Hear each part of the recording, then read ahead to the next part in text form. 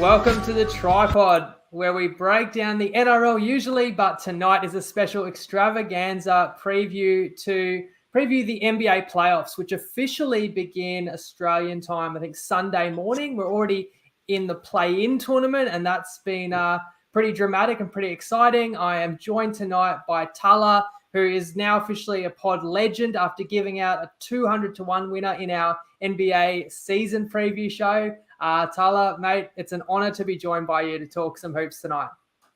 Mate, it's my pleasure. It's an honor to be here. And let's get it, man. All right, let's jump straight in. I want to talk a little bit about the regular season. Let's look back at it. In fact, what better place to start than with that pick? So we've actually got a little clip that we're going to watch together and just relive your legendary tip. They've got Keegan Murray coming in, Domantas Sabonis, Kevin Herter, okay? And De'Aaron Fox. Herter, awesome shooter. Keegan Murray, I think he's a good shooter. Harrison Barnes, good shooter. Domantas Sabonis, very skilled big man. I could see that being a top 10, maybe even a top 5 offense, okay? In terms of points per 100 possessions. So they could score a lot of points, okay? What odds are you seeing for the Kings, Jacob? It's 200 to 1. 200 to 1. Yeah, I think that's worth a very small bet. Mate, absolute. All the credit to you. That's crazy to actually, explain it and not give it out, as a joke, but literally give the reasons why that was good value. Of course, the Kings did win the Pacific Division, and they had it wrapped up with a week or two to go. Only credit I'll give to myself is I did not laugh when you gave out that tip. People will laugh at much shorter odds. Anything that's not odds on, people will pick holes in it. And I nodded politely. I didn't think it was absolutely insane, but I did not see it getting up, mate.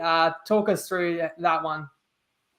Yeah, I mean, just my way of thinking is you could pick holes in anything. I could pick holes in the Warriors. They were much shorter. I could pick holes in the Lakers. I could pick holes in the Clippers, and I could Lakers, Clippers, Warriors. Suns, you mentioned as Suns. well. And I could pick holes in the Suns. But at the end of the day, the Kings had really good offensive players, so they had a center that can be really involved in the offense in terms of his passing and screening, really good, useful offensive center. And Domantas Sabonis, they had someone that can really create a lot of penetration and a lot of opportunities that way. And De'Aaron Fox, very fast. And then they had shooters. So they had a really good, nice mix just in terms of creating a 2023 NBA type offense. That's why I like the team. And they ended up being really good offensively, actually. Top of the league. Top of the league. That, of course, one of the best ratings in history, actually, even effective for pace. So they were even a little bit better. I thought they would be a really good offensive team, which they were, but they were sort of all time, which is a bit of a surprise, but good on them. It's like one thing to win at those odds, at 200 to 1 it was on Toppy. Some people even got 250 to 1. We've seen people post screenshots that they're very happy campers. And it didn't even really come down to the wire. You didn't even sweat it. So it's not often that you can be happy with any futures tip to win it easily. But to win at that magnitude, it's so rare. So I know people can't wait to hear what you've got for the playoffs, including what you make of the Kings now that we are, into 7-game series. But still on the regular season, another hot topic, and one that I won't pat myself on the back yet because it's not official, but I think I'd tip the winner of MVP in our season preview. If you go back to last October, where Joel was, I think, about $7 at that point. But I tipped him in the group officially that I was backing him when he was just over $3 a month ago. For me, feeling the changing of the tide that he had the momentum in his campaign, and he did finish it strong in that final week. How did you see that race? Did you weigh in on that? Did you have a bet? And who do you actually think deserves the MVP this season? I had a bet. My bet was on Luka. He doesn't deserve it, and he's not going to get it. Joel Embiid, I think. So there's a number of factors here. The voters are media members, from what I understand. It's not front office personnel. It's not players. It's not fans. It's the journalists and whatnot. And there's a strong push just in terms of the deeper numbers, not counting stats, but on-off numbers and just various analytics that point towards Jokic. But I like Embiid, to be honest. I think, and when I think about I want a guy on my team to go and try and win a championship, I'd pick Embiid over Jokic. But that's not the award. The award is a regular season award, and he's provided a lot for the 76ers, and I think he's going to get it. Plus, he has those like little narrative sort of things, like he put up 50 on the Celtics just the other day. It was on TV, and like a lot of hurrah around it. And there was games against, like, say, Memphis. He blocked Ja Morant's dunk at the rim. Do you remember that? These are like little like game-winning plays that you can point to, and they're memorable. So I think that, plus he has counting stats, plus he has like deeper analytical stats, plus the team has success. I think, you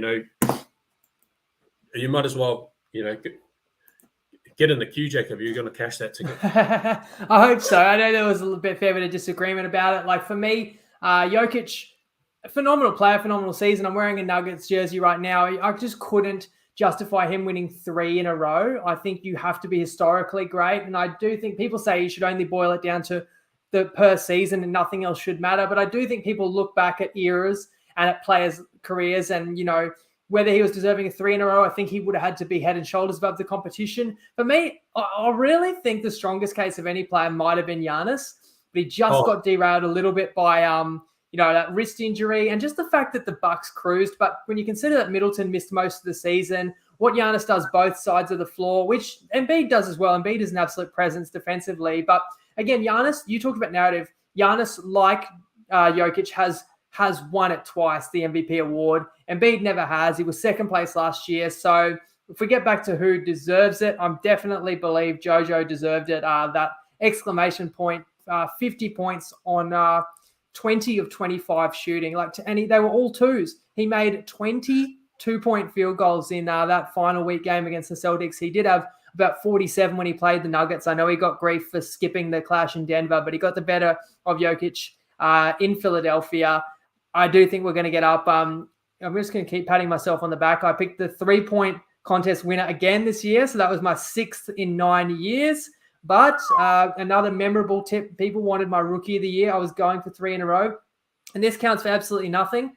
But I was nearly just going to give the favorite Paolo at $3, and I went a little further afield with Keegan Murray. Should have gone Paolo Banchero. He's going to win that award. Were you impressed with him, or any other rookies stand out to you this season? Yeah, I'll probably take responsibility for that one, Jacob. I probably pushed you liked him as well. A little bit, you liked Murray too, yeah. I did like Murray just for the fact that I thought the team was going to be good, like 8th seed good, 7th seed good kind of thing. But and he'll play a role on a winning team, which he has. But I guess Paolo has put up bigger numbers. And this isn't how they do it, but if you looked at it and said, oh, yeah, what if we put Keegan Murray on Paolo's team? I think, he would be sort of putting up similar numbers, but Paolo would be a lesser role on the Kings, actually. So, deserving winner. But, I mean, as you've seen, there's been some, I wouldn't read too much into it going forward. Rookie of the year winners aren't necessarily going to, they gave it to Brogdon instead of Embiid once. They gave it to... who else? Michael Carter-Williams. Who's Michael Carter-Williams now? You know what I mean? They just give it to a guy with a really huge role, and they're not necessarily going to become... And I agree with that, but I think Paolo has a really bright future. I think the only thing that put the award in jeopardy was he hit the rookie wall. He went very cold with his outside shot towards the end of the year. And actually, Jalen Williams, another guy who just played more of a role for a team that was actually winning, was catching fire from 3 and was getting a little bit of a strong campaign towards the end. But no, I think Paolo is going to be special. I think he was asked to do a lot, so his efficiency was down. I want to give a shout out to Cody Rakowski, part of the pod group. He tipped the winner, I believe, of most improved player, Lauri Markkanen, 17-1. Pretty juicy. I really liked the write-up that Cody shared for that one. So I was keen to get on that and tell a few people to jump on Cody's tip as well. And look, it hasn't cashed yet. I mean, if you watch SGA play today, he had a hell of a season. But who would you give that award to, most improved? I actually did read that tip, and I liked it, but I didn't jump on because I thought the Jazz would shut him down. But they let him play most of the season, and now they don't have good draft odds. But, I mean, that's up to them. That's their prerogative. Who do I like? Yeah, I like SGA. He's really upped his game. He's carrying that team. But Yeah, Markkanen. You could make a strong case for either of those guys, really. Who do you think will win the vote? I'd say Markkanen, yeah, because he's come from a guy that was barely sort of like an afterthought type deal when the Cavs traded him to the Jazz, and then now look, bang, legit all-star, high shooting percentage, putting points on the board, rebounds.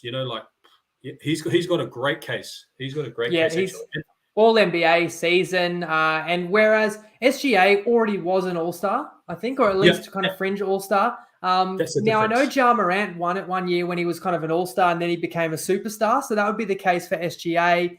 But I think they'll go with the finisher there. So looking forward to cashing that one. And thank you again to Cody.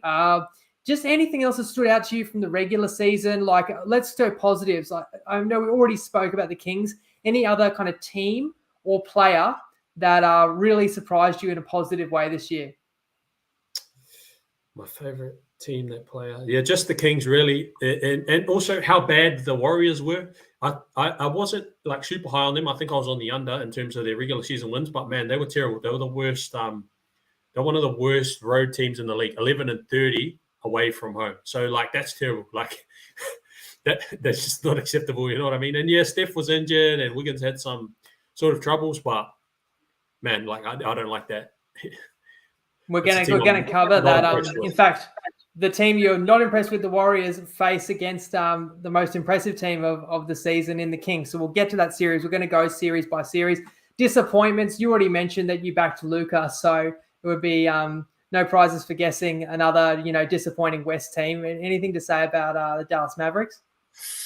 I don't know, man. Like it's pretty tough to say, really. Like they're just, and a lot of it is to do with Luka. I don't necessarily think that picking up Kyrie was a terrible thing. I'm a big Kyrie fan, and he put up okay numbers. They didn't win with him in the lineup, but I think a lot of it's got to do with Luka. He was just like injured and didn't really perform down the stretch, despite putting up multiple 40-point games and this and that. But if you watch, like it's a lot of crying to the ref, and he just didn't look like a winning player down the stretch of the season. So yeah, that team was pretty disappointing. Other than that, yeah, no. It's gone like pretty to script, I guess. Yeah. You know what else I'd say was a disappointing theme of this season was the load management season. That's what we're going to remember. I think a lot of players sitting out a lot of games. I think it's actually sparked the NBA looking at changing the rules around eligibility for awards at All NBA to get the star players playing more minutes. I mean, disappointment, it's not always someone's fault, but, injuries. I'm disappointed in the Paul George injury for the Clippers. The Pelicans lost today in the play-in, and with Zion Williamson saying he's healthy but he doesn't feel himself, like that's disappointing. You mentioned, of course, the Warriors have had some injuries, but hopefully there's not too many major injuries in the playoffs. I think it's been an unpredictable season, and if the play-ins are anything to go by, we've just seen 4 pretty cracking games, 3 upsets, and the 4th one the Lakers had to overcome a 15-point deficit to win in overtime. So that does mean there's still a couple of games to play in the next 2 days that will decide the 8 seeds, but we know 6 of the series, and it's fair to say the 2 top seeds that you can see at the top of my screen or the screen in the middle, Denver and Milwaukee, are going to be winning their first round series. So we can talk series by series, how you like it, but then also your prognosis for those teams moving forward. I want to start in the West. This is good as any. The 4v5 Clippers Suns, where the Suns are about $1.17, sorry. 17. Pretty strong favorites to win the series at about 4-1. But what do you make of this one? But also Phoenix in general, who are the favorites in the West? I like Phoenix. Good team. In terms of a bet, odds are a bit skinny. I wouldn't go back in it just in case, what's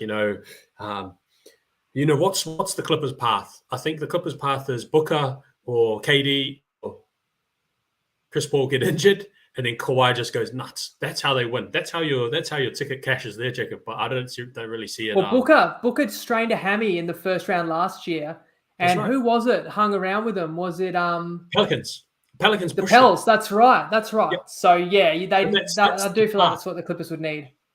Yeah, but other than that, I don't like it because the Clippers don't have Paul George, like you mentioned earlier.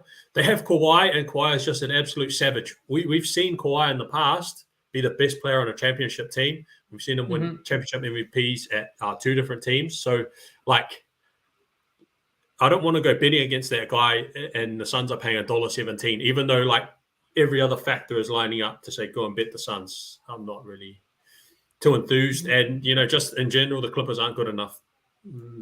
I will just take this opportunity to say that I did share throughout the year, or probably 2 or 3 months ago now, I really liked the Clippers to win the NBA championship. So that's not looking good. So I tipped it at 17-1.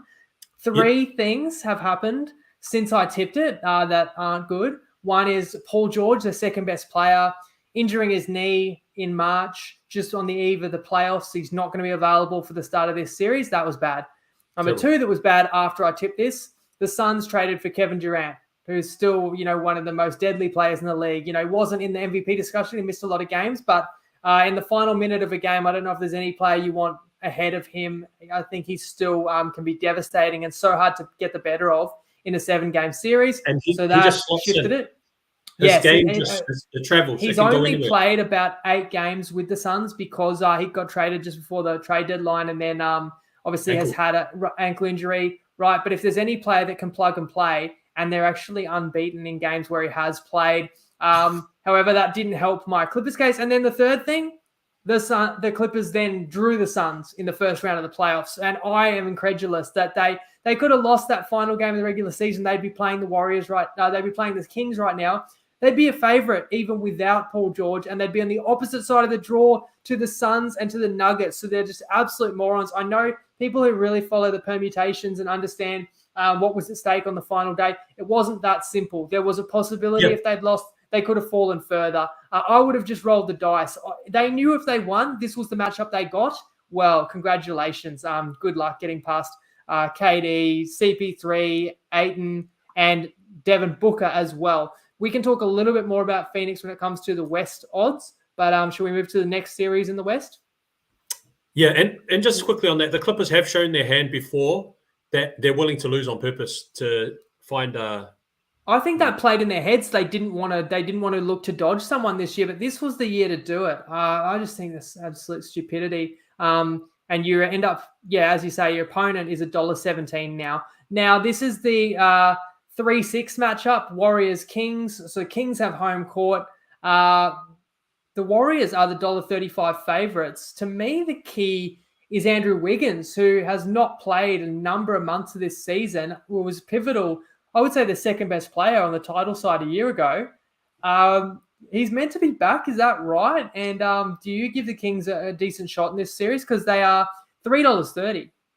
Mate, I'll believe it when I see it. I saw some Kings floating up to 4s, and that's just disrespectful to me, considering the season that they put up, and they're going to take some stopping. But their defense sucks, so that doesn't really bode too well for the playoffs. But the Warriors are going to have to stop them, and they're going to have to win a game on the road. So I couldn't get behind the Warriors. That's my favorite team. I couldn't get behind them at $1.35, but I could get behind the Kings. You can find them closer to 4s if you shop around a little bit. That's a good bet. That's a really good bet. I can see a number of ways that hits for the Kings, okay?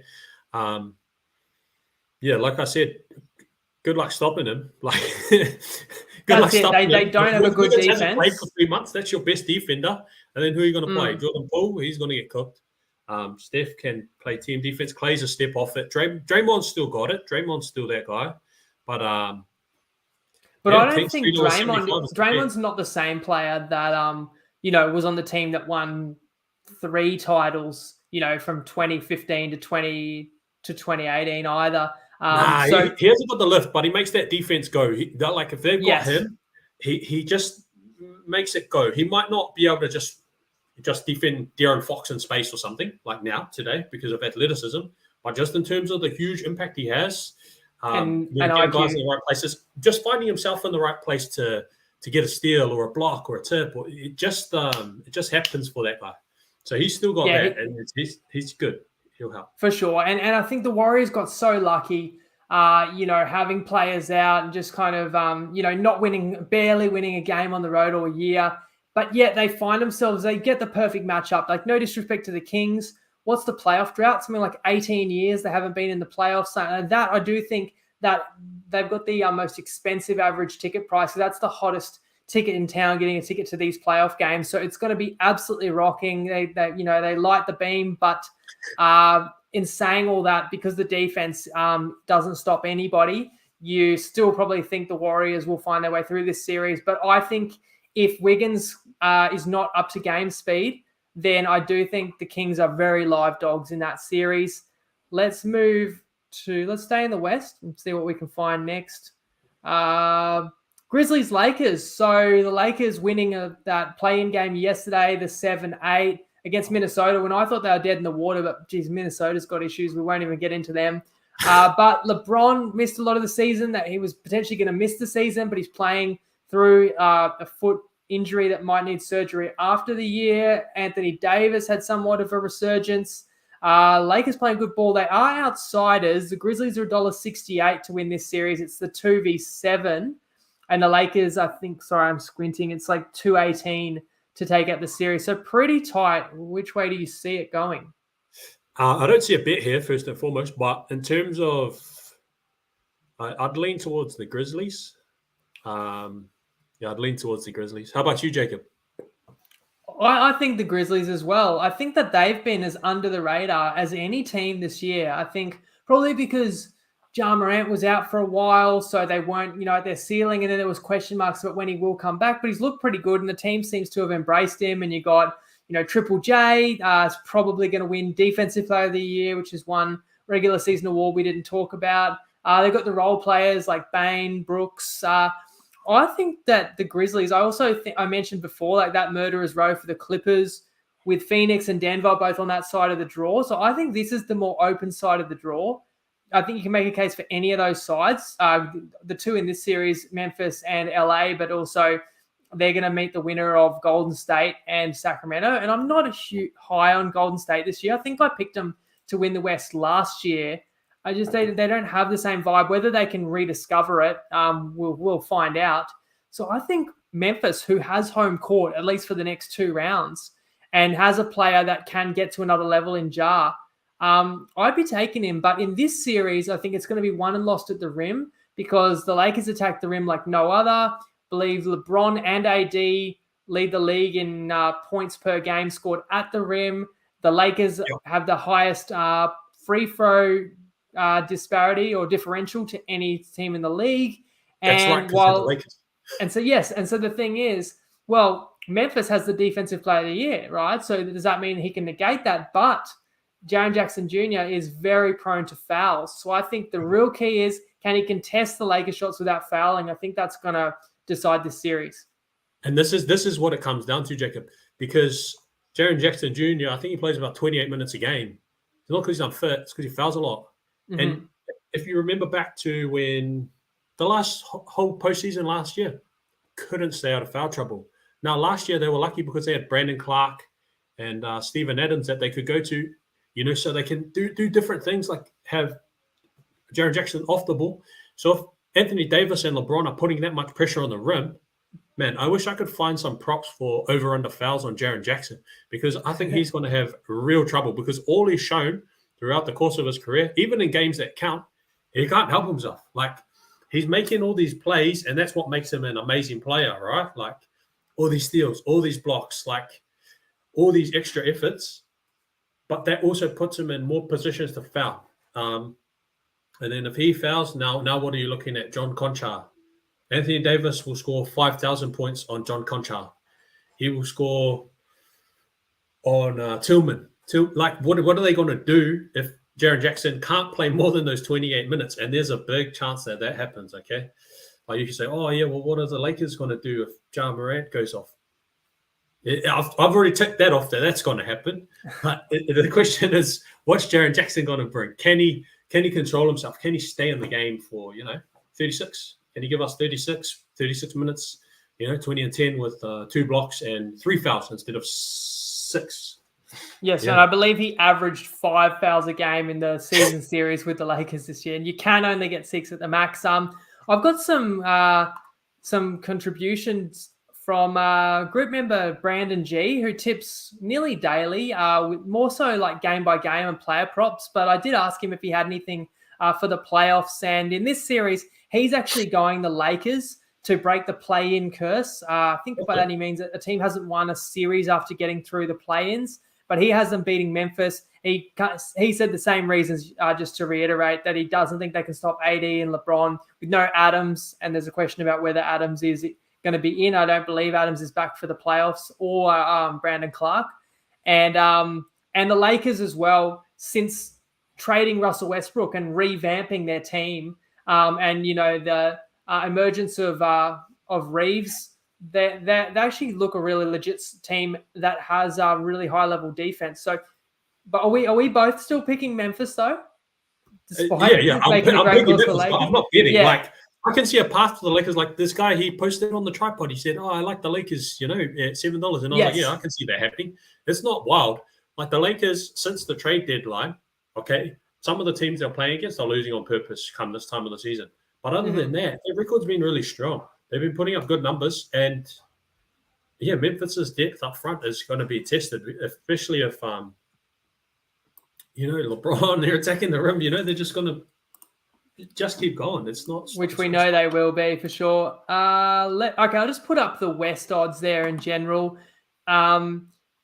Brandon also actually said he would not be shocked if the Kings can knock over Golden State Warriors. Again, as you said, you can get close to $4 on that shop around. And he said that should be close to the $3 mark because of the offense. And, Golden State has not been impressive this year. So that backs up what you said. Now, as we look at the odds for the West, the team we haven't spoken about is Denver, partly because we don't have the odds for their first round playoff series because we don't know the opponent yet. It will be the winner of Memphis and OKC. Just watched that earlier today. Sorry, it'll be OKC. Sorry, Minnesota. Sorry, I meant to say. Of course, the T-Wolves losing agonizingly, and they're a bit of a mess. I don't even really want to talk about that series. I think it's fair to say the Nuggets will handle either of those comfortably. It'd be cool to see, Josh Giddey in the playoffs for sure. He made some clutch free throws to Savo, and there's been some exciting playing games. But let's talk about Denver. So I think even though I begrudgingly can't really see the Clippers getting an upset over the Suns. So let's actually look at a series that we can pretty comfortably predict will happen in the second round. Suns Nuggets. How would you see that going down? Oh, Suns, easy. Suns going to kill them. Okay. Even not Suns in 4. Nah, something like 4. Suns in 5 this time. You know what I mean? So we've seen it the past few postseasons. We saw it last year, if you remember. I think there was like one big Jokic game, and Golden State Warriors just that was the Suns in 4. The Suns in 4 series. And then the year before that was the Suns. CP and Book just cooking Jokic again. Not Jokic, like it's a team. Basketball's not played in a vacuum, but with that guy playing center, it limits their options in some ways. You know what I mean? So offensively, they can do that. Expands their options. They can do whatever they want. They can run point Jokic. They can run him in the post. They can do anything. But what we've seen in the postseason is, they get torched by guards that are really good in the mid-range or anyone that can really operate in the mid-range. And, they just go in there and do it. Like, there's not going to be much. So then what's their path? They score 130 and the other team scores 125. So I guess I'd have the Nuggets as the underdog against the Suns for sure. What do you reckon? Yeah, it's interesting. Well, the odds for the West indicate that's going to be the case. The Suns are the favorites, despite the fact that the Nuggets will have home court in that series. The Nuggets are similar case study to the Sacramento Kings, really. Elite offense, but does elite offense cover up for very mediocre to poor defense? That's the question. We've already said if your concerns are about chemistry with the Suns, you do feel that while it is very unusual to get your best player mid-season, that Durant could be an exception because how seamlessly his style fits in. And so I actually would have to lean towards the Suns. But I just want to make it clear, I am a Nuggets fan. And you know what? Some long-term followers of the pod will recall, I was onto the Nuggets before anyone. I was tipping them to win the West in 2020. And I was laughed at and I was told they had zero chance against the Clippers, zero chance against the Lakers. They were $13. They had the same core team then that they have now. They had Jokic before he won back-to-back MVPs. They had Jamal Murray. They had MPJ. And they did upset those highly fancied Clippers, although they did lose to the Lakers in a reasonably close series in the West Finals, and the Lakers went on and won the championship. You're going to say? 500 on. I think I got them at sixes to beat the Clippers. That was their second series. The first series was the Jazz. Second series was the Clippers, and they were heavy underdogs. I'm saying $6, 500 on, straight in there, bang, whipped them. And then, had to come back from 3-1, to be fair. They did it. They got it done. And then the next series against the Lakers, they were in a great position, actually, matter of fact. Anthony Davis hit a buzzer beater. Yeah, Plumlee, Game 3, they stuffed up their coverage. Mason Plumlee, man, he's rubbish. But but when they face guys that can really operate in the mid-range, so when you look at LeBron, you look at AD, they're going to the rim, so it's a bit tougher matchup. But these guys, like the teams, the last few seasons that have just given them trouble, are teams like the Suns. Got them out of there quick, 4-1. Now, what I will say to push back on that, though, is those guys that were flanking the Joker 3 years ago, when I really liked the Nuggets as a dark horse, they weren't around the last two playoff runs. So it was kind of like Murray did the ACL and kind of missed the last two playoffs. So it was kind of Jokic on his own, which is why I don't put a lot of credence in kind of how the Nuggets went. But now that they have a full-strength squad, there's no excuses, and they've got home court. So the road to the finals does go through Denver. It's a very likely second-round series, and I do think that the Suns have the class, but arguably the Nuggets do have the depth. So I do think it's a lot closer. And if I'm putting a futures bet on for the championship or just the West, I'm going to steer away from the Nuggets and the Suns because they've got to play each other. And I know one of them can't even get to the West Finals. And I know the other one is going to have a real battle on their hands. And I think that is a series that could go 7. So I'm looking at the other side of the draw. So that's why I think maybe the value would actually be about someone like the Memphis Grizzlies. And I think that's also why the Warriors have shorter odds than the Nuggets, just because they've got that easier path. Clippers could have chosen that path, but for some reasons that remain unknown, they did not. Now, we will talk championship, but we've got to move to the East. And just before we do look at the Eastern Conference, we'll get a word from Tristan, who's going to talk about how the market is shaping up. G'day everyone, it's Tristan here from Top Sport, and the NBA finals are here, or the playoffs are here. We're into the play-in tournament, and geez, it's been an exciting couple of games today, filming this on the Thursday, but we're moving into the big games coming up. This season's been really fascinating with the way the market's shaped up. We've got 3 clear favourites in Milwaukee, Boston and Phoenix. Milwaukee $3.50, Boston $4.40, and Phoenix at $4.80. Out of those 3, Boston's our only loser at the moment. They're a significant takeout at the moment, but we've laid more of the middle pin runners. We've laid the Lakers and Memphis. When the Lakers have started to get a bit of a run going, we've laid them at the big odds, and Memphis at the big odds, and also Sacramento at a really big price, which I know was actually tipped up for them to win the division at 200 to 1, which thankfully we dodged that because we laid a couple of little bets on it, but certainly wasn't a terrible result as we took quite a few multis on the favourites running through those divisions. But yeah, it's been a lot of spread in terms of the teams we've laid, and I think that's just been the common sort of thought process that whilst the season's been so up and down, look for a little bit of value. The MVP's been the other market where there's been quite a bit of activity, and there has been a good split of business between Jokic and Embiid, who have obviously been fighting it out for the vast majority, as well as Giannis. So Embiid, we laid when it was around about the $15 mark, and then went a bit quiet, and then as he got into favourite and around that $2 market, there was a really, really big push for Embiid in that one. So looking forward to seeing how the playoffs turn out. We've got all the series markets up for the bulk of the series at the moment. We've got the finals MVP up as well, so check all of those markets out on the site. Have a look at the player bets as well, but obviously gamble responsibly and good luck as you have a wager through the playoffs.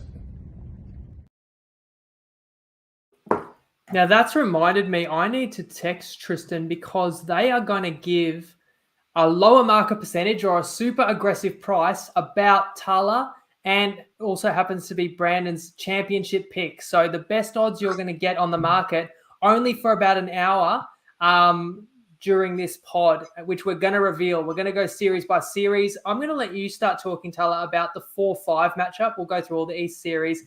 This one is Knicks Cavaliers, probably slated to be the most competitive in the first round of the East. The Cavs have home court advantage. They are $1.45. How do you see this one? I need to text Tristan to say that because we were a little bit delayed getting started, to keep those odds up a bit longer about the championship pick. But we'll get to that. Talk through the 4-5 matchup first. Cavaliers. I like the Cavaliers here in this spot. So they've got Spider Mitchell, Donovan Mitchell, really good playoff performer.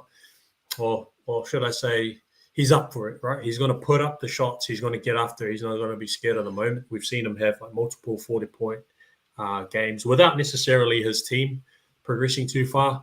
The key for me here is why I think I wouldn't be keen to back the Knicks is Julius Randle. He hurt his ankle just before the end of the regular season. And, he's got that injury cloud hanging over him. So that's why I wouldn't be in a hurry to back the Knicks, okay? Brunson, massive addition. I really like that. And they've got some good young guys that contribute here and there, like Grimes has been awesome. RJ Barrett has been probably mediocre. Toppin has been good quickly. So they've got some pretty good depth and some guys that are bringing stuff off the bench. But just not with Randall being injured. I don't like that. So I'd stay away from that. And, I like Jared Allen and Mobley at the rim. I think, the Cavs are pretty good playoff team when I look at it for a fourth seed. That's a strong team. Yeah, I'm a big fan of Mobley. People will recall in our season preview, I talked about the Cavs win total. We thought they'd be a really good regular season team. Will they be a good playoff team? Look, Donovan Mitchell and why am I blanking on the other great Garland? Yeah, Darius Garland. Like to have that backcourt, I think goes a long way. I want to get your opinion on the next round, assuming the Cavaliers get through this, that becomes the first challenge for the Milwaukee Bucks. But we'll talk about the Bucks in a minute. Let's see what Eastern Series comes up next. Nets 76ers. So this is the 3-6. The Nets with obviously that big in-season trades, trading away Kyrie and KD, but have still found themselves in the playoffs and not even the play-in. Do you give them any hope against Philadelphia? Nah, not much. Like this isn't a. So the thing you got to consider is that they were a really good team with Kyrie and Kevin Durant, and their ranking was really high. Now they made the trades, and then they came back to earth. If you look at what that team was post trades, they wouldn't have probably made the playoffs. They're not really on the same level as the 76ers or all the other teams that are around that. Cavaliers, Knicks. They might win a game, like if their guys get hot, I think, but. Other than that, I think Embiid and the supporting cast will be too good. I don't really can't see a path to them. Maybe if Embiid got injured, maybe they win a series, something like that. But in fact, Brandon G's got another tip for this one. He's actually going 76ers in a sweep at $4 because he likes the Sixers, but also says he's not a big fan of the Brooklyn with leaning on Dinwiddie. Obviously, Brooklyn Bridges has been on fire, to be fair. And how about the stats on Bridges? He hasn't missed a game since high school. In fact, he played 83 games this season. And I just talked about how it's the era of load management. He played 83 thanks to the trade. An absolute Iron Man. Didn't miss a game in college. I love watching him play too. I remember giving out the Suns to win their division a couple of years ago. So I was watching them really closely and I loved Bridges. So that's where you go back to, obviously, Cam Johnson is on this team. Does that test the depth of the Suns? We'll see in the West. They're a fun side. Luke Claxton is a good defensive player too. So I don't know if I agree with Brandon's pick there, but it's a $4 odds if you just think that Philly are going to dominate. I want to get to some people's comments. I'll just put some on screen and that are good, and we'll just talk them through. Matty Blanche says Draymond breathing on you for 48 minutes would be hard work. He also says Steven Adams hurts the Grizzlies. Dane says missed the start. Assume Sacramento's a lock for the title. I will say, and I know Dane's one of the guys that got on your 200-1. If you got 200-1 on the Kings, the least you can do is put a little bit on them to roll it in for the championship. Because if you get 200-1, and then what are they now for the championship? Are they 60-1? I think something like that. Yeah, you're effectively getting kind of 1,000-1 on that original dollar, if you know what I mean. Just put a little sprinkle. It's be rude not to. Barney's got the Lakers winning all day, but Marcus says the Suns surely have to put it together this season. Ryan's with him if the Suns stay healthy. Blanchy likes the Nuggets if Bubble Murray shows up. Bubble Murray was special. He was the man helping us win those series from down 3-1. Brendan asked thoughts on sixth man of the year. You mentioned Emmanuel quickly. Tala, I think he probably gets it done.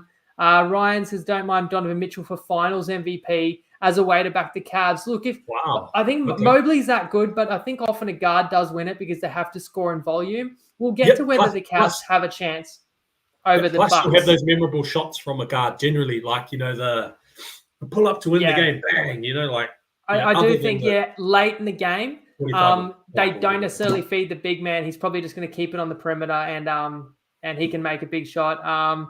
Lanchi also says Randall's fallen in love with the 3-ball. Declan says 200 more games than any other active player. Oh, that's Mikal Bridges, his streak of how many he's played in a row. So he's played something like 300 in a row. I can't remember the exact number, but nobody else is within 200 games of him. And Bill there talking about liking Bridges having a big showing against Philly.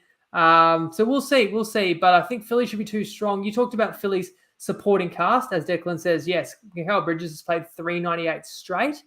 Look, I think Philly's supporting cast will be good enough in this series, but how deep they are compared to kind of Boston and Milwaukee, let's discuss. Let's try and bring up the Boston series. Now, they faced the Hawks after the Hawks upset the Miami Heat, which I think Boston will be more than happy about. I don't think that the Celtics wanted a repeat of the Eastern Conference Finals in the first round, especially when they were a Jimmy Butler walk-off 3 away from missing a trip to the finals. They should handle the Hawks, right? But talk to me about what you see from Boston. Boston, good team, offensively, defensively, 2 really good wings. It's hard to pick holes for me to pick holes in Boston, okay? They've got a good guard depth, Smart, Brogdon. Derek White has really been performing. All those guys are good defenders as well. So, then you've got 2 good defensive wings, Tatum, Brown. You got Horford inside. You got Robert Williams inside. They're a good team. So if you've got money on the Celtics, you're probably feeling pretty good right now. I got nothing really bad to say about them. The only argument against the Celtics, if you did back them at the start of the year or whatever, is probably just after a really strong start, is the fact that they did kind of peter off around the middle of the year while Milwaukee caught fire. And that not only has cost the Celtics home advantage in the East, but it's put them on the same side of the draw as the 76ers. And most people would say there are 3 powerhouses in the East. So it's such an advantage as I bring up the overall Eastern Conference odds. That's the championship odds. It's such an advantage being the 1 versus the 2-3, because if you're the 1, you've only got to beat Boston or the 76ers. If you are either Boston or Philly, you've got to win 2 massive series. So that's the big difference, and that's the challenge for Boston, and that's why Milwaukee at $2.10 to win the East. But I asked you to speculate on a series that I'm just predicting will occur, which was, Suns Nuggets. I think there's a high probability of happening in the West. In the East, I'll go as far to say the second round is going to be Bucks Cavs and Celtics 76ers. So who would you pick in each of those series? Bucks. I'll take the Bucks. And you think it's close? Bucks Cavs, I think it's close, man. With Middleton out, I think I'm not necessarily saying it's a bet. If you can how long's Middleton out for? I'm not sure. He hurt his knee. That's the latest reporting. So if we saw last season without him, they sort of struggle for that guy that can get his own shot, Drew Holiday's amazing just in terms of, his defense, and he can shoot sometimes. Whereas Chris Middleton, when he gets it going, he's a bucket, That Chris Middleton-Giannis pick and roll is a really effective weapon, just because I think he's a little bit more of an accurate shooter, and he can also get to that mid-range kind of game a little bit better. And sometimes that's what you're left with in the playoffs. When teams really ramp it up, the shots that you're left with are sometimes those mid-range shots. So if you can have a guy that operates there really at a high level, it's good. It's going to help your team. All right.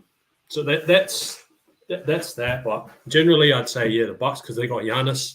I like just backing the best player in the series. They got Giannis, easy, but not necessarily saying. Well, let's segue to the other side of the draw, because who is the best player in a Celtics 76ers series? where Boston will have home court. And who takes it out? Embiid. And I like the Philly 76ers.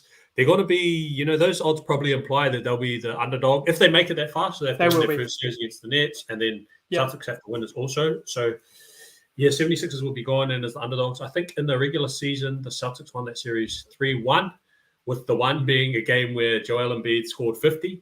But he has a pretty good pattern of performance against the Celtics. 52. 52. And I'll correct you because they needed the two extra. They only won it by 2. They had to survive a meltdown at the very end and a Jason Tatum fadeaway. I think Jaylen Brown was out. But the Celtics did beat the 76ers, or Jaylen Brown, one of those two.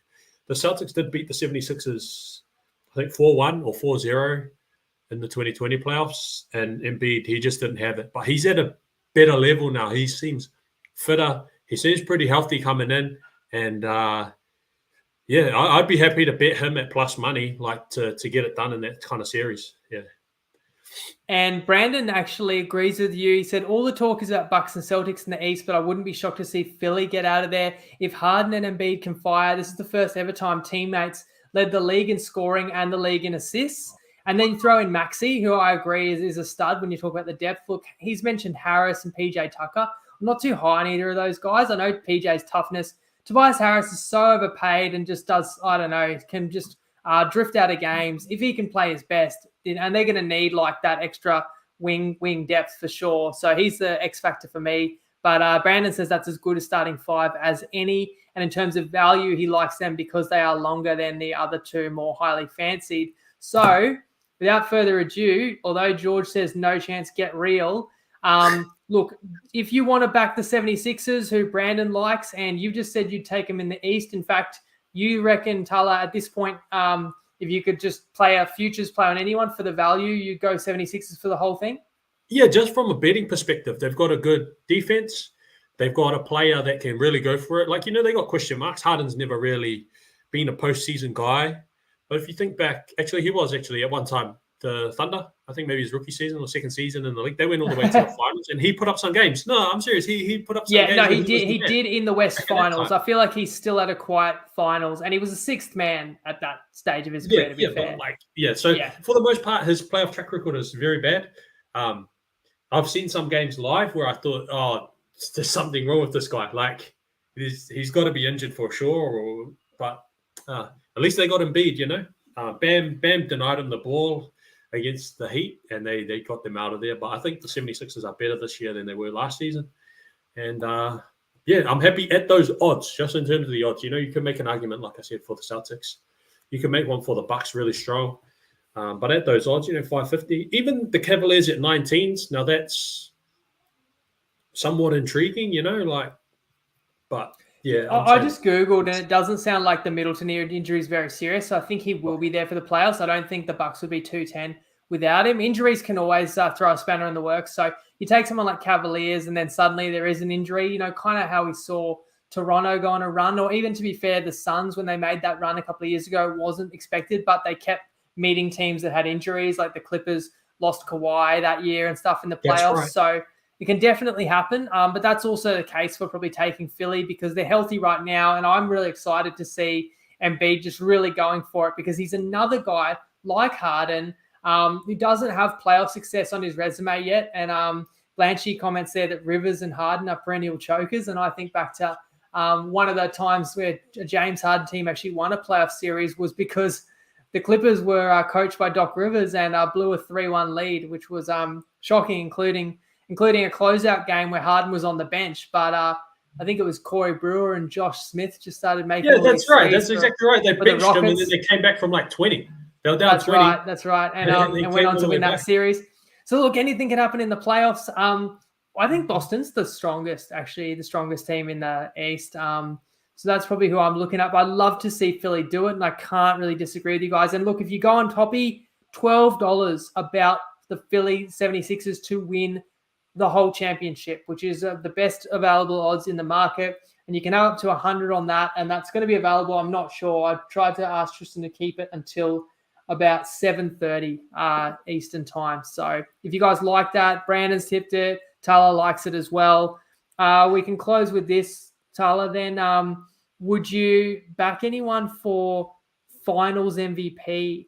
So obviously this is like how people will bet the Clive Churchill before we even know who's in the finals. But basically, you've got to look at each of these players as Giannis is the favorite, as a kind of a proxy for their team.